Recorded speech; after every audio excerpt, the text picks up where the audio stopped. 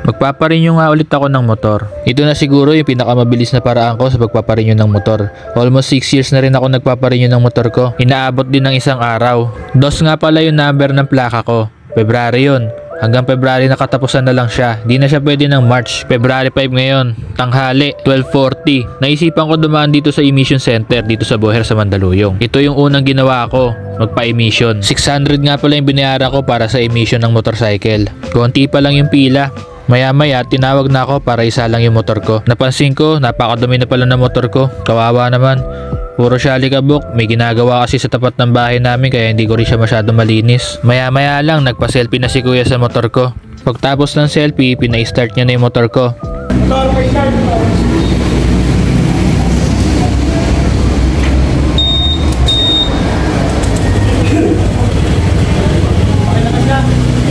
Mga ilang minuto lang umandar yung motor ko tapos pinalabas na nila. Aantayin ko na lang yung result ng exam ng motor ko kung pasado ba o baksak. Maya-maya lang tinawag na rin ako at binigay na yung result.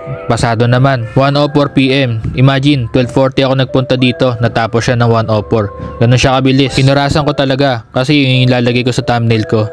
Boher Emission Center. Dito lang yan sa tapat ng Jomar Machine Shop kung saan ako nagpa-convert ng rear disc brake ko. Along Bonnie Avenue. Bago kami umalis dito sa Boher, nag-email si Clarissa doon sa kinukuha niya ng insurance. Dito naman to, along Shaw Boulevard lang. Para pagdating namin, ipipick upin niya na lang. 300 lang pala yung insurance dito. Standard insurance yung pangalan ng insurance na pinagkuhaan ko. Pumanik na din si Clarissa agad para kunin yung insurance. Maya-maya, bumaba na siya.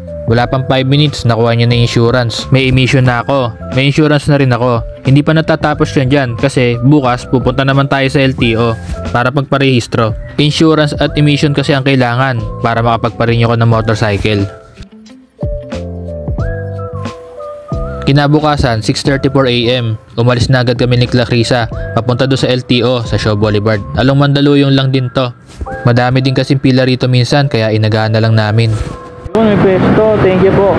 Buti na lang may parking space pa. Pahir pa magkuha ng parking space dito pag magpaparenew ka. Ang discarding ginagawa namin dito, bago ako pumanik doon sa parking space, pinababa ko na si Clarissa para idiretso niya sa guard yung mga requirements namin. Yung emission tsaka yung insurance para mauna na sa pila.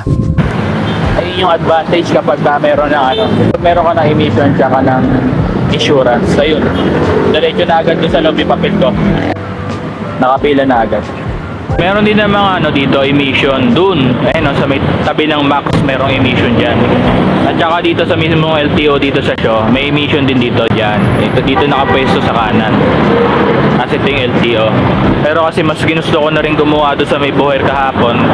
Gawa ng tanghali na rin kami. Tsaka ang experience ko rito kasi palagi pag kumukuha ako dito is palagi siyang isang araw matatapos ako. Kasi una pila doon sa emission. Kahit doon sa kabila doon, pila lagi doon.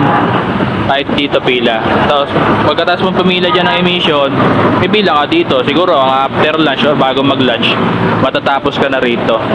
Kaya ngayon siguro maaga kami matatapos kasi doon na yung papel ko sa loob Ano na lang yun, bayad na lang yun, tapos checking, tapos okay na. Hindi ko nga lang alam kung open na sila ngayon kasi alam ko syempre pag government hours yan, alas 8 pa yung bukas nila. Yan. Ayun, kung gusto niyo kung gusto niyo lakarin siya ng isang araw, kailangan talaga pang alas 6, alas 7. Ngayon kasi 6:43 kaya alam ko, mga alas 6 may tauhan na dito. Katulad na nakita niyo kanina sa unang video. May nag-assist naman sa amin, tapos konti pa lang nakapilang motor. At yun, emission na lang dito. Pero bago kayo pumunta rito, siguro kumuha na kayo ng insurance, di ba? Tapos kinabukasan, yun. Pwede na kayo pumunta rito para sa emission tsaka dito sa may LTO for registration.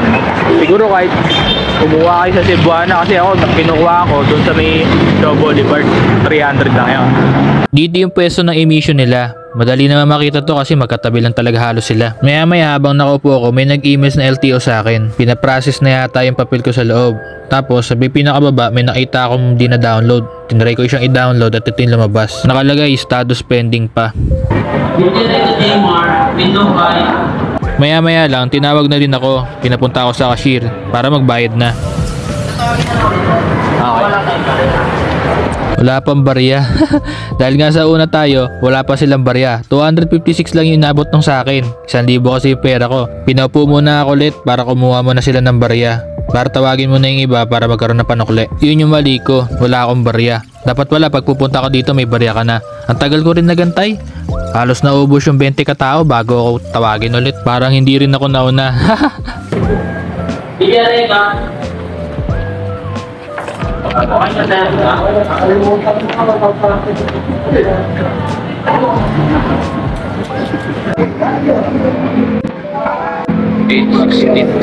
Disadvantage pag nakatapos ka lang pa rin. Ubus lahat na nasa loob. Huli kang tinawag.